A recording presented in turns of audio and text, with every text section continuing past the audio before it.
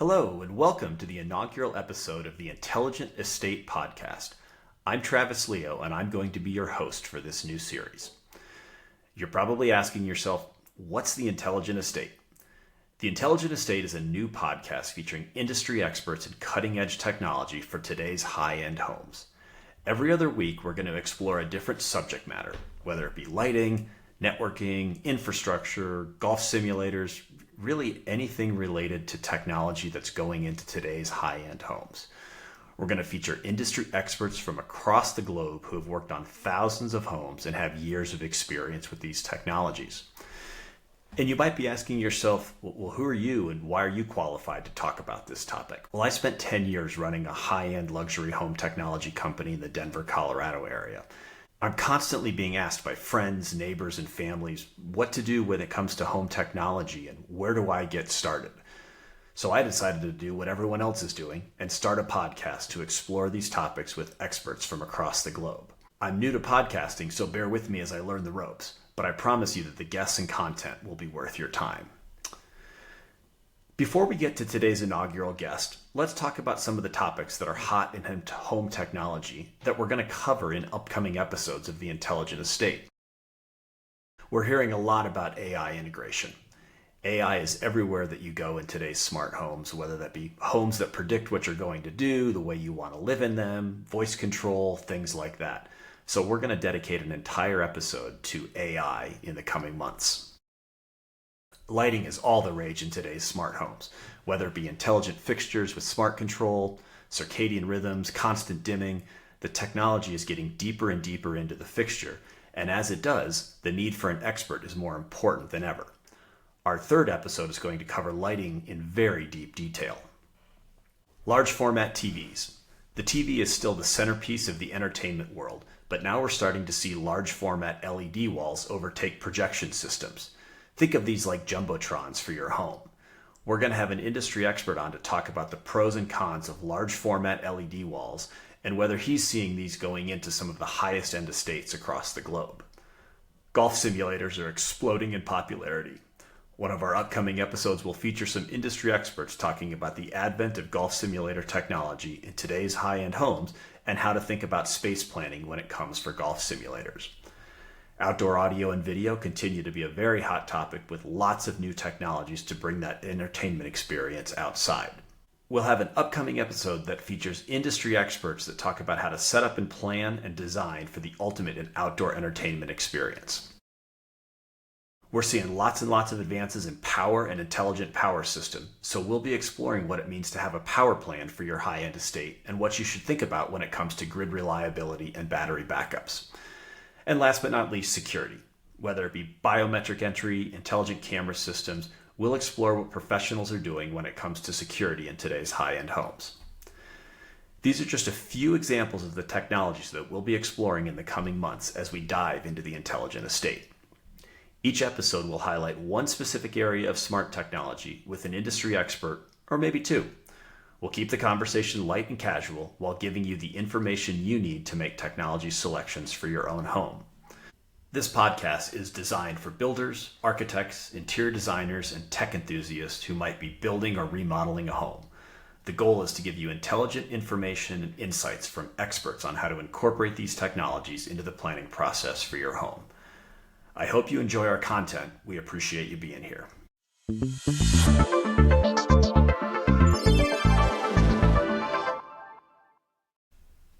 Let's hear from someone who's actually bringing these innovations to life. Our guest today is Jay Bakaler, the president and founder at Metro 18. Metro 18 specializes in high-end smart home integration for some of the most exclusive properties in the country. With offices in San Francisco, Los Angeles, Austin, and New York, Jay has worked with everyone from architects to interior designers to bring seamless, intelligent living into spaces where design and tech have to coexist flawlessly. From voice-controlled wine cellars to biometric panic rooms, he's seen it all. And today he's here to share his insights on what's trending, what's timeless, and what's just around the corner in the world of luxury home technology. Welcome to the Intelligent Estate, Jay. If you could, in 30 seconds or less, tell our audience about your background and the background of Metro 18. Hey, thanks for having me, Travis. So I fell into this just totally by happenstance, answering a career ad for a summer job at UCLA in 1985. I was looking for something to do that wasn't, related to my science major, biology, and I responded to an ad from a company that was looking for folks to install business phone systems in people's homes in Los Angeles. Okay. And at the time, this was not an industry. The AV industry, as we know it from the residential side, did not exist. And so this was just a fun thing to do on the summer, and I loved it. I enjoyed working with my hands. I enjoyed getting to use tools, which I'd never done in my life, plugging in on projects where people were doing construction. And I just realized very quickly that I had an innate aptitude for this to be involved in this environment. And so little by little, I kept working in different areas. Worked in retail as a stereo salesman in Westwood, selling hi-fi, and every bit of it I loved passionately. And I soon discovered that this was really something that was driving me a lot more than spending 15 more years to be a doctor. Fast forward 40 years, and here we are. Wow. So, in those 40 years, Jay, I mean, you've obviously worked in some of the most exquisite estates across the United States and across the globe for that matter. How many homes do you think you've worked in? Oh, it's in the thousands, definitely. From working in apartment buildings, high rises, in downtown Los Angeles and downtown San Francisco, to beautiful townhome renovations in New York, to really sprawling mega estates and compounds in remote places like El Paso, Texas, and Santa Fe, New Mexico. What's your favorite style of architecture or favorite style of home that you get to work in these days or ever? Yeah, well, that's actually a really good question because while all the stereo and TV stuff was very interesting and still is, what really ended up being a huge passion for me is learning about architecture just by virtue of the fact that I was working and immersed in this environment. And the timing was impeccable because I was at an inflection point in Southern California where people like Richard Meyer and the people that had evolved from Lautner's and Frank Lloyd Wright studios, people like that were just getting going. And I learned with them. And I developed a really strong affinity for architecture and design. And I have to say, I've been very spoiled because I've gotten to work with some of the premier mid-century architects of all time of history. And personally, that really is kind of my vernacular. But I work in a lot of traditional homes as well, and I appreciate all of it.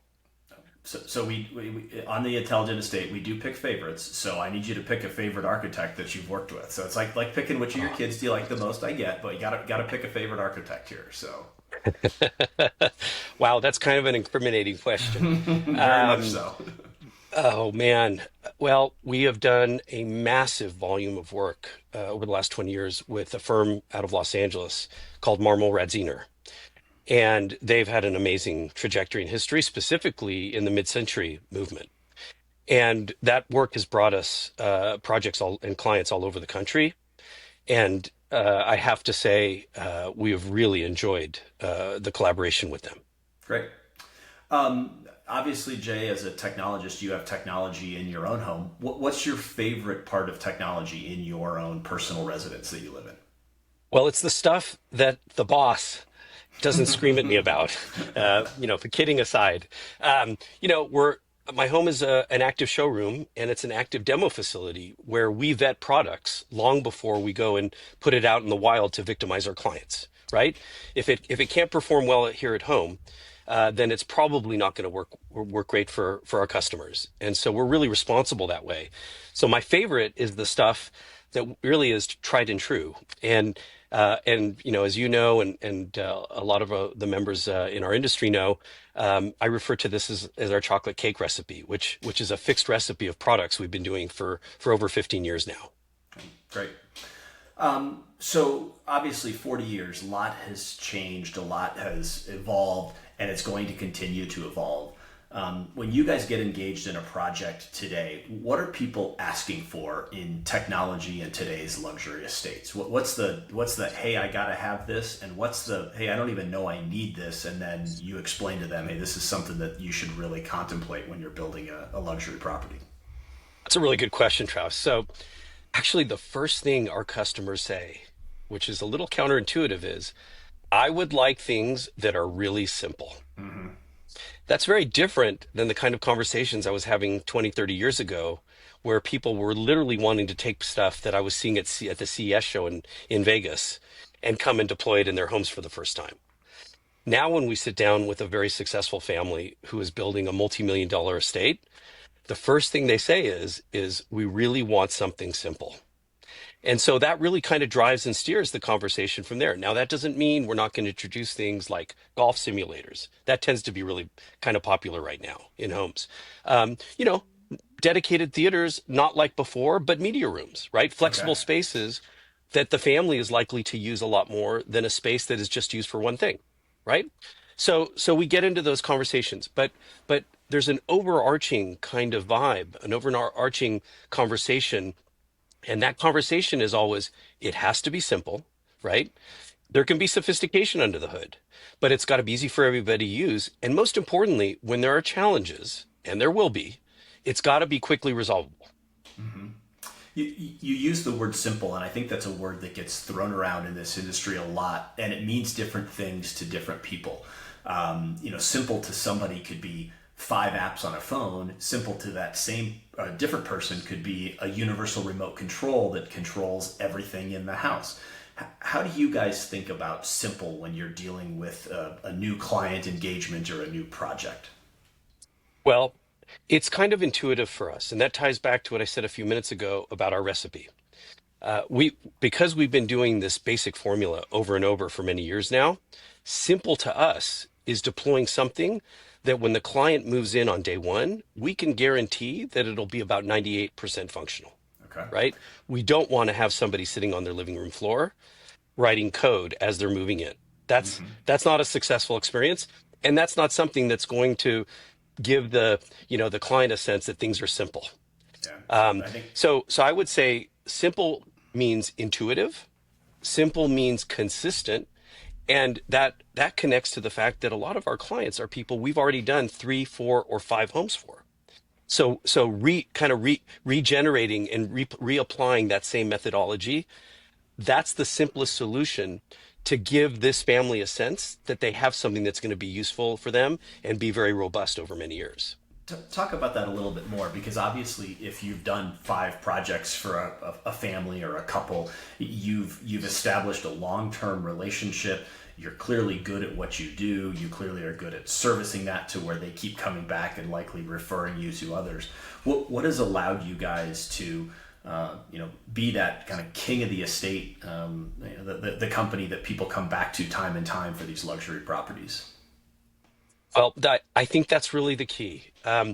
We are involved in technology. We utilize really sophisticated technology to do what we do. However, we didn't invent that technology, right? I didn't invent Sony. I wish I did, but that's not the case. We are curators and purveyors of existing technology. So really, our challenge is how do we curate these things together, compile them together, and serve and deliver them to a client in a way that is going to be very consistent. And so while there is very sophisticated tech under the hood, the client is not going to be popping the hood open to look at the engine. The client's going to be sitting on the sofa picking up a remote and expecting that if they paid $500,000 to watch better television, that it's going to work.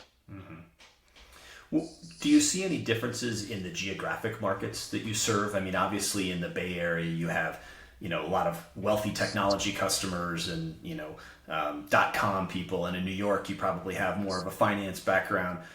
All within that luxury high net worth individual. What do you see differences in terms of market demand across the different markets?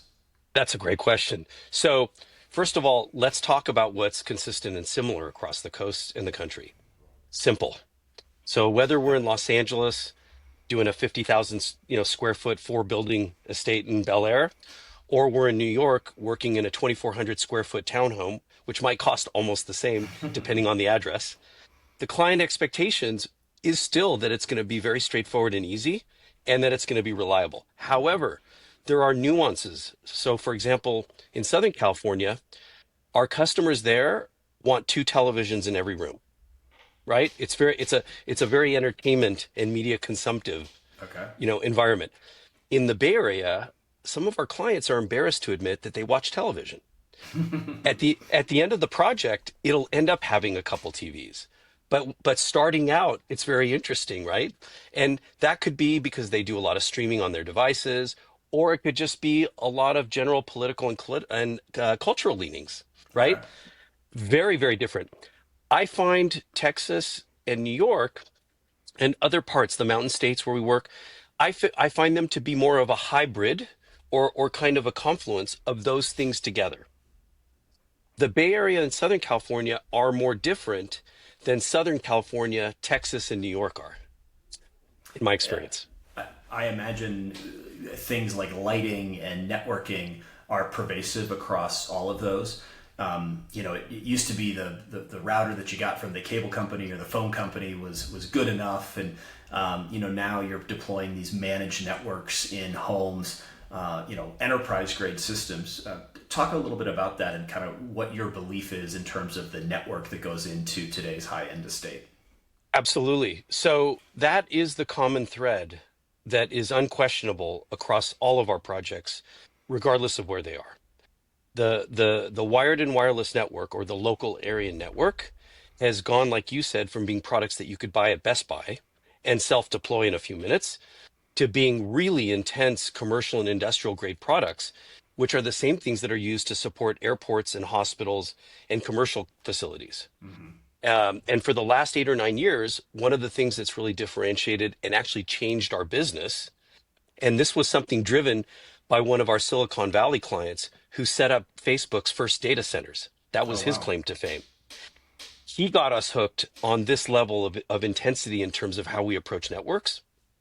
And since then, we have built a corporate IT business within the envelope of the home IT, AV and low voltage operation. Okay. And that has been a massive help to the growth of the business because everything in the home, whether it's the Lutron processor, the security cameras that are PoE connected, the streaming music player, everything is connected to the network. Not to mention the parents or the homeowners, their children, and their guests who are all on all their devices constantly streaming content. So the network determines and sets the tone, not only for the experience with our systems, it also sets the tone for the infrastructure we leave in place to how we support the clients long term and how we provide them remote support Okay. for 3 years included with every one of our installs. Expand on that a little bit. So, I move into the home. Obviously, technology is going to have some challenges over time. You guys provide 3 years of complimentary support Turnkey. for turnkey. Wow. And Turnkey, you that's right. and you guys do that all yourselves with your staff and your organization. Correct. We don't outsource that. So we have set up a sub operation service organization. And within that, there's an IT specialty group. And that group is monitoring the hundreds and hundreds of these industrial Cisco deployments now that we've amassed across the country for the last 8 years. Uh, Those systems are all deployed uniformly using the same switches, the same firewalls, the same access points. Now, of course, every couple of years, Cisco updates their products, so we have to make some adjustments. But at the end of the day, it's still fundamentally the same basic thing, and so we are giving them enhancements, but it's still the core infrastructure and foundation that everything in the home is running off of.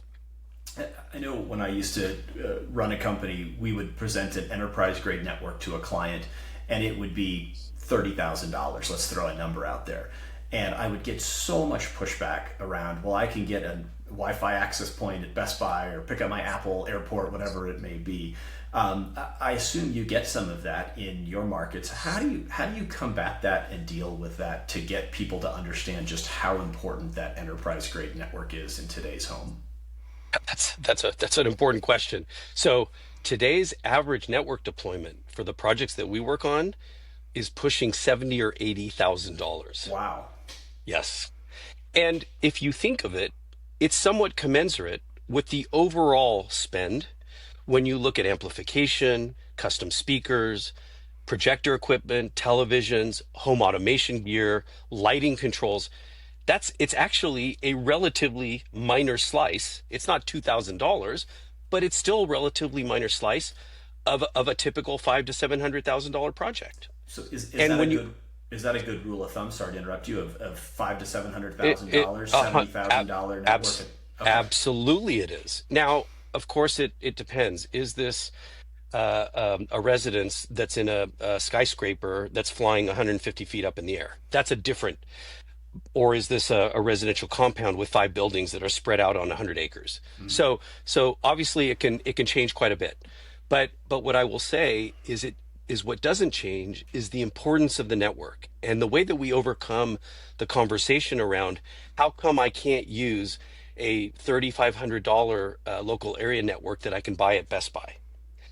And the way that I address that is I say, look, when you're designing a home, if you're an architect, or when you're building a home, if you're a builder or a client, is the place that you want to economize the dirt preparation, the grading, all of the structural prep, the concrete, the aggregate, the rebar forms.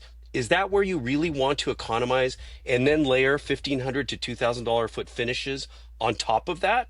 Or does it make the most sense from a pragmatic standpoint to provide the most stable foundation and footing so that whatever finishes you layer on it, they're not going to be, shaky and fracture?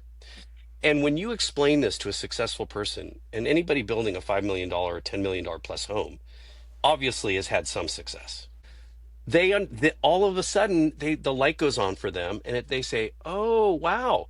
And then they say, well, but this is equipment that I use at my office. Do I really need that level of intensity around the network for my home? And what I say to that is, I say, your office, with all due respect, is a 9 to 5 environment. Your home is a 24/7, 365 environment with a lot more variation in the inhabitants and how they're using things. It's a bigger laboratory experiment in terms of things that can go wrong than the rigidity of a corporate environment where there's IT staff during the day. And when you present it this way and you explain these things, most successful business people or homeowners, they will immediately resonate and say, great, that makes sense.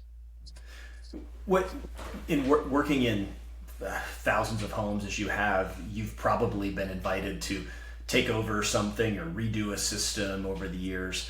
Where do you see where mistakes are being made? I think in general, this industry can sometimes get a bad rap because of too many installations gone south that just don't work out for whatever reason. Where do you, when a customer contacts you and says, we're not happy with our provider, or we're not happy with our system, we want you to come and take a look at it, what's usually the root cause of why that dissatisfaction exists? Well, about 20% of our work, maybe 25%, is takeover or redo work. Okay. So we do a significant volume of that annually. And we actually love that kind of work because it's the most challenging kind, right? Because you're taking somebody who has had 1, 2, or maybe more not great experiences.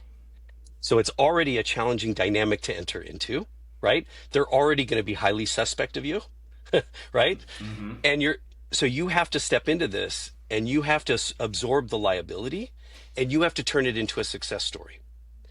And sometimes people are not very patient. They're not very realistic. So it becomes really more about how do you manage the personality dynamics and the logistics of working in a finished home. It's absolutely the most difficult type of work to do in our industry. And the reason we love it is because at the end of the day, if we can take somebody in the course of 2 months versus a 3 to 5 year construction project, and we can take them from here and execute to here in 2 or 3 months, and they're happy, and now they're tethered to our support system, you can't buy advertising or marketing dollars because they're going to tell everybody that they know. So it's a more immediate return on an emotional investment of seeing immediate return, 0 to hero type of thing. Yeah, it's like you've gone to 2 doctors, they didn't make you feel better, you feel awful, and you go to a guy and he makes you feel better. That guy's the hero. Yep. And you're going to tell all your friends and family. You're going to tell everybody you got to go to this doctor. Yep. Exactly. So it's the hardest kind of work. The stakes are very high. And sometimes we're brought on to do that work with the promise of a much larger project. The carrot. So they have a current home. It's already been through three integrators. They're not happy, and they're building a brand new 35,000 square foot compound in the Mountain States. We first have to execute for this smaller project. There's a lot. There's a lot at stake there, Yeah. right? What you mentioned that family that's gone through three integrators. What's the root cause of why relationships fail? Why do the clients fall out of love with their integrator or their Yep. system, whatever it might be? Number one, service. Okay. They paid a lot of money for something, and they're not getting the service that they need. That's number one. Number two, they were sold stuff that they didn't ask for. So improperly set and calibrated expectations from the start of the project. Okay. And number three, all kinds of lingering issues that everybody is chasing in circles for sometime for years. We'll find people that have put up with stuff for 6 years. It's like if your car's not running, you're not going to leave it parked on the street for 6 years. Yeah, you're going to take it into a mechanic shop. You're going to do something about it, especially if it's a brand new expensive car. You would be surprised how tolerant people can be, especially really wealthy, successful people, to give their integrators a chance to make it right. Yeah. That's not always the case, but it is a lot of times the case. I had a buddy who asked me to go take a look at one of his friend's house just to give him an assessment. And this is about a 6-year-old home, probably $8 million construction. And the Lutron keypads still weren't engraved. And I walked in and I'm like, how can you be living in this house after 6 years? With the paper tags. It didn't even have the paper tags anymore. Didn't even have the paper tags. No, it was literally just the 6 blank buttons. And I'm like, oh my God. What are we doing here? My favorite is the paper tags have been on there so long that the paper is curled over. Yeah, somebody didn't finish the last 5% of that job, did they? Well, so that's calibration of expectations, right? We don't let our customers move in with paper tags. Even if that's what they or the lighting designer insist on doing, we don't allow that because we know how that story is likely to end. Yeah. We would rather go through some heartache and some expense to re-engrave keypads than to end up in that scenario.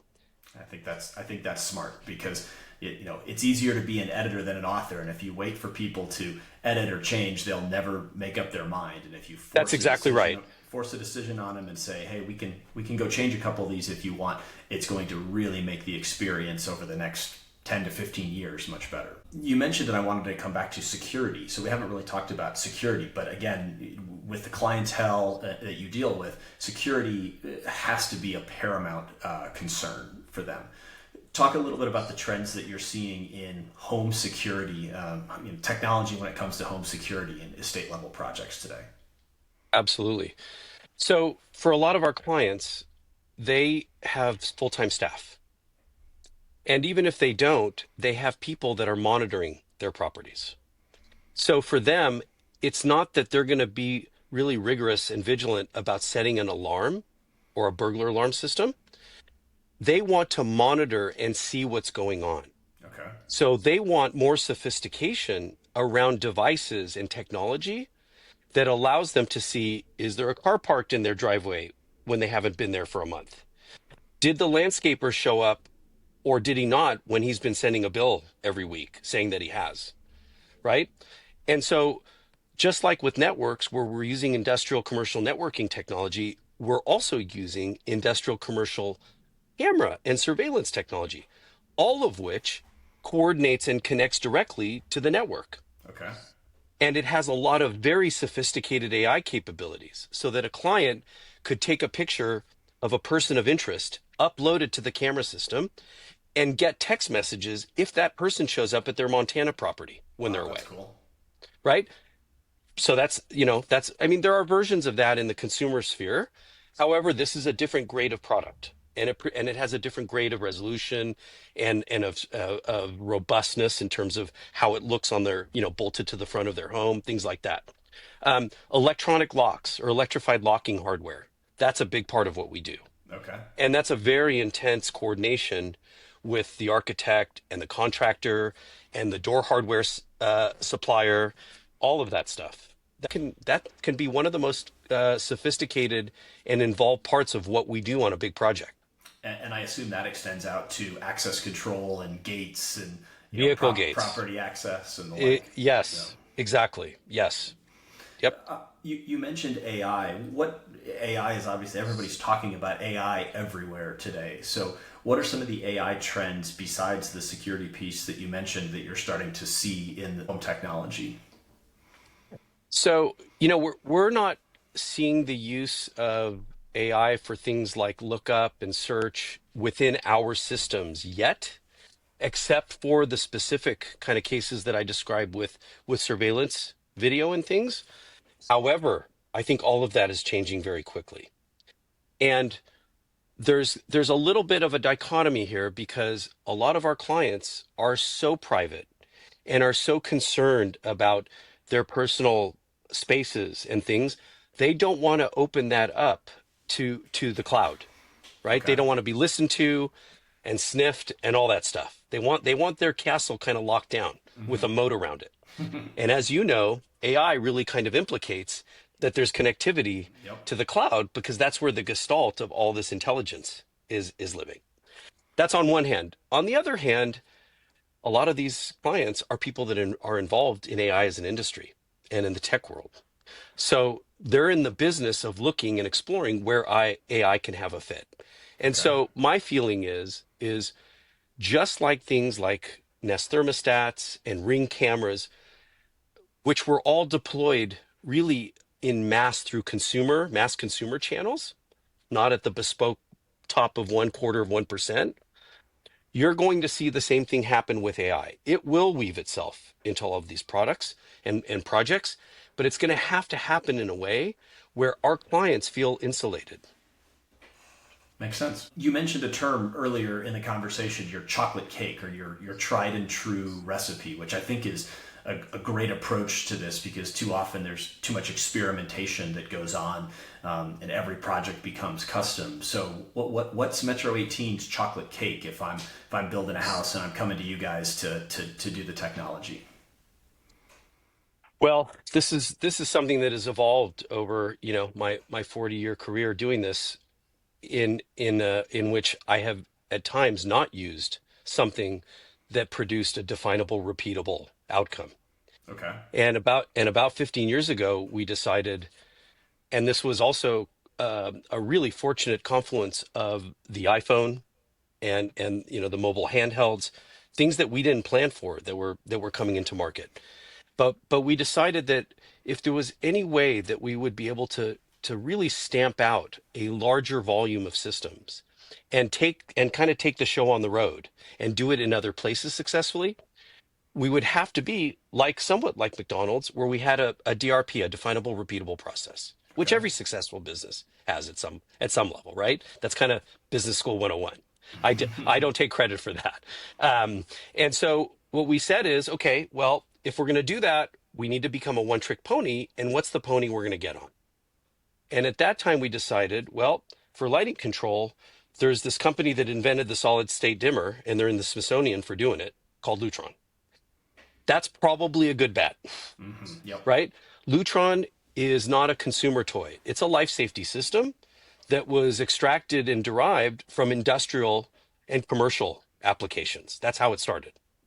So we're exclusively a Lutron, and not only Lutron, but Lutron Homeworks. So we don't Okay. do the lesser variations, right? Radio Raw, Cassetta, things like that. Not that they're bad products, but we want the life safety version, Yeah. right, for our And clients. it's a product and you know how to support and I, wash, rinse, I, repeat. I've been a Lutron dealer since 1990. So That, I've definitely started to get good. We've gotten good at it. yeah, And that should then tell you something right there. and then the other thing, kind of by association, is Lutron shades. There's a lot of shade products out there, but Lutron shades really have the kind of rigor that the lighting stuff does, Okay. right? So we do shades, but we only do shades if it's Lutron, and we really stick to that. If it's a project that doesn't want to use Lutron, then we respectfully excuse ourselves because it's not what we do, and it's okay. We're not a fit for everybody, right? And And then kind of the next in line, or our second largest manufacturer vendor, in terms of yearly revenue or sales is Cisco for networking gear. And that's a little counterintuitive. You would think it'd be speakers or home automation equipment. It's not. Because every job, no matter how big it is or how small it is, it has a network. And at a minimum, it has to have a certain entry level threshold of network to be tethered to our service and remote monitoring. So that's why that is such a significant product in our arsenal. After Lutron and after networking, now we start getting into the AV toys, the fun stuff. So Sonance and James loudspeaker has been an absolute standard for us now for 15 years. For all of the architectural built-in speaker applications. And then Savant as our only and sole home automation platform, Okay. primarily used to control TVs and distribute video, and also as a music streaming and distribution platform. How did you guys settle on Savant as the control platform for your chocolate cake? Well, before Savant, I worked with other manufacturers over the years, and one of them, also still a very large business in this niche industry, is a product and was a product that required bespoke programming, actual writing of code, compiled code. And we decided that if we really wanted to take the show on the road and have this kind of repeatability, we needed to eliminate all the variables involved in custom programming. And that left us with only one or two choices, and we chose the one that is the higher end in the industry kind of category. Okay. And when was that? When did you make that decision? 2010. All right, so you're 15 years into Savant 15. being your one And Savant's only 16 years old. So you've probably gone through some of the heartaches with it, but you're still there. We still have a couple of the original card frame systems that we just can't get the clients are like, it's working. We can't get them off of it. It is end of life. They know, we've been totally transparent that when that thing dies, their house goes dark. Yeah. But they love it and it's great. So so it's been a great trajectory. And over the years I started off with AMX, which was way back in the day, in the late 80s, and Fast and Panja. And I've seen all those iterations over the years of different manufacturers and different products, different approaches. And Savant's not perfect. We're not perfect.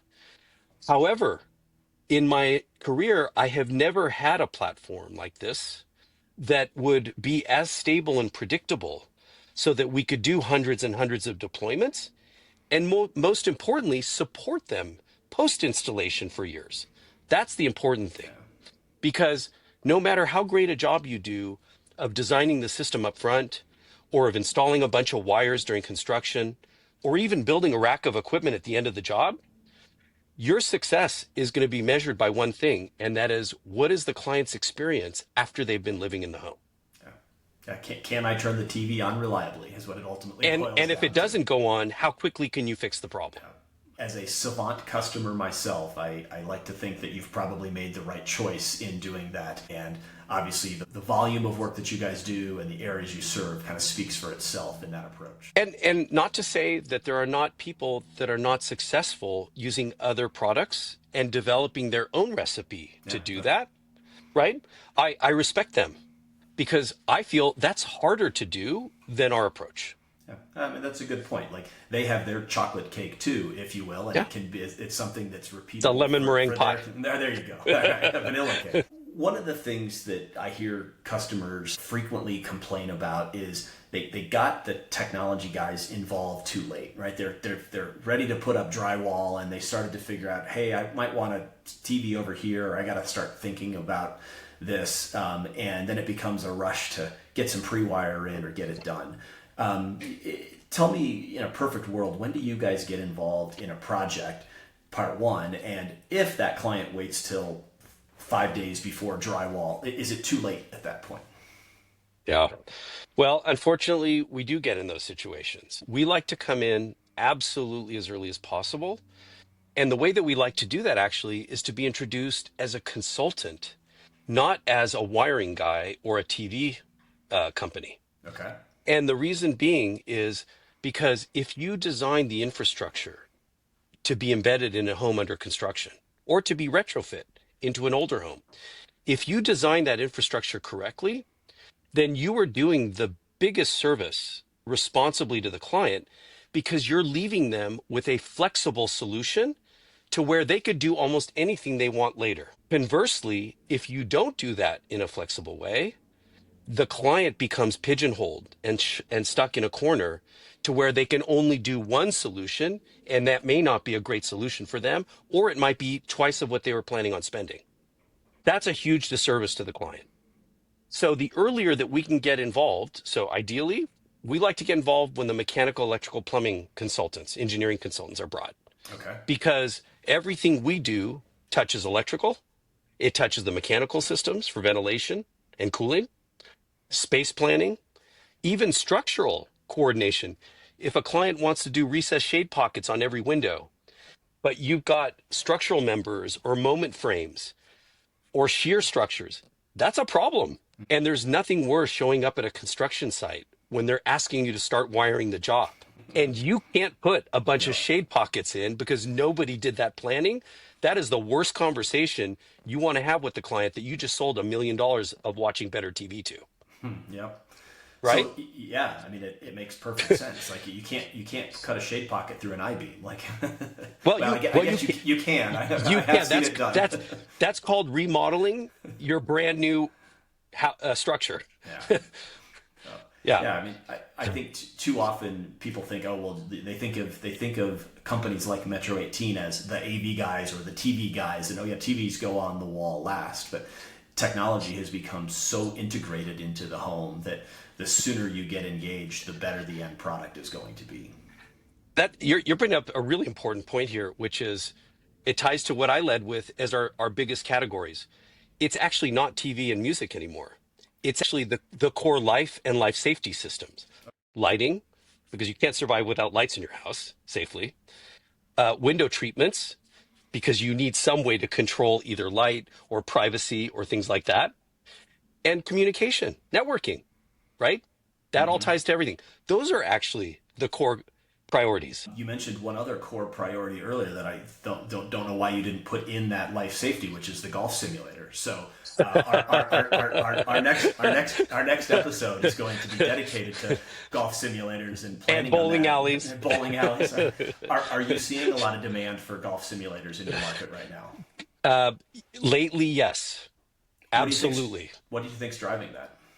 Well, not only a demand for it, but a shift in people dedicating a space just for watching TV versus trying to do a flexible space that they could use both as a golf sim or to show movies or watch a program in.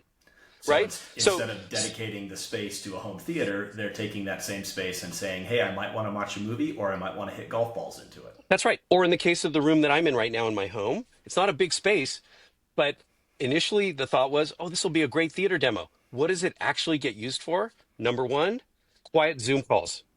Number two, music practice. Right? So we don't hear the instruments through the house. Yeah. Right? Yeah. So these space is expensive, but also, you don't really know until you live in the house how you're going to end up using spaces.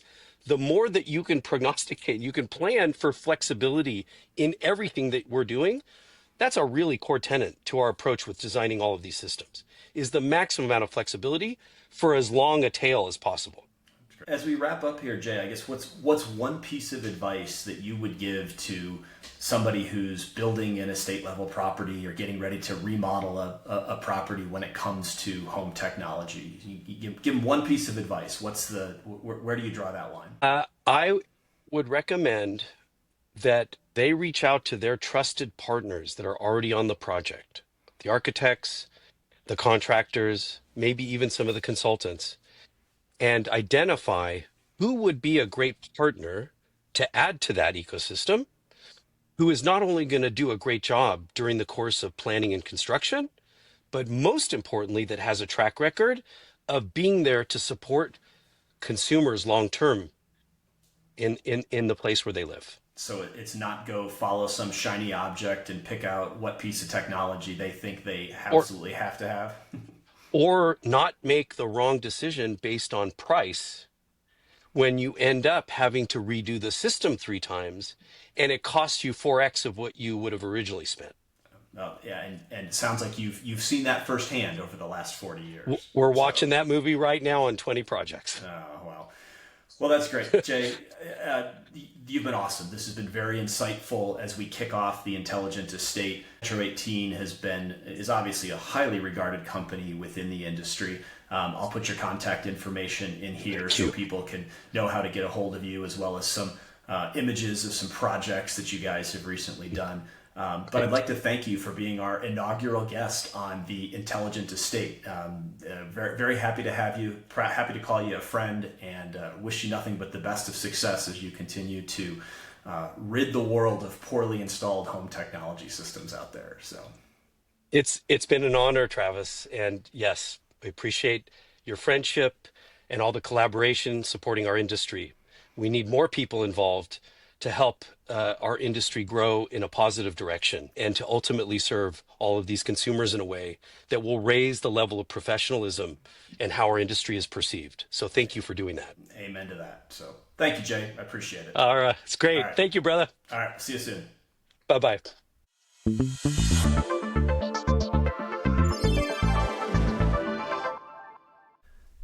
That was a great conversation and exactly the kind of insight we're here for.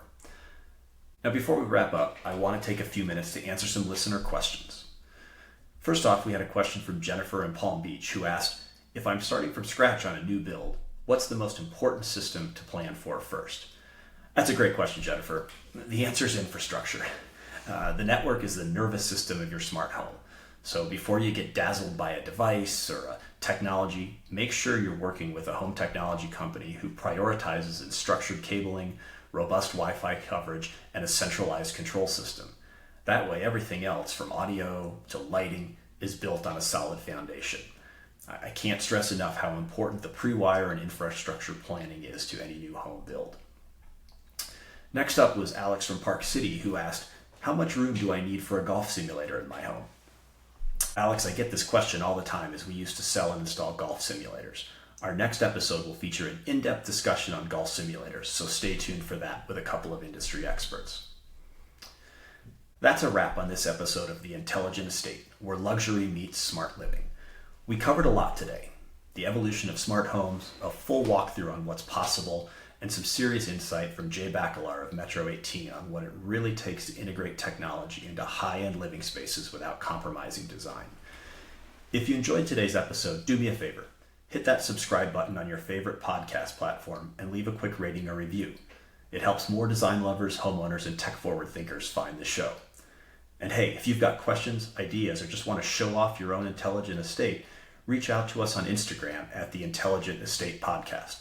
I'd love to hear from you and maybe even feature your question in an upcoming episode. Thanks for engaging with us. We'll see you in a couple of weeks.